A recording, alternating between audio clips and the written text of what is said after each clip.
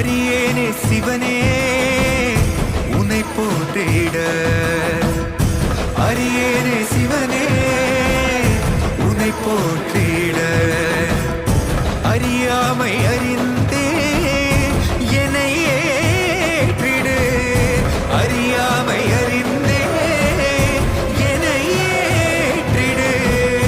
உன்னுள்ளே என்றும் வாழ்பவனை, மாயத்தின் வாயில் வீழ்பவனை நீயே காப்பாற்று. என்னை ஆளும் சிவனே யாரு? கடமைக்காரன்.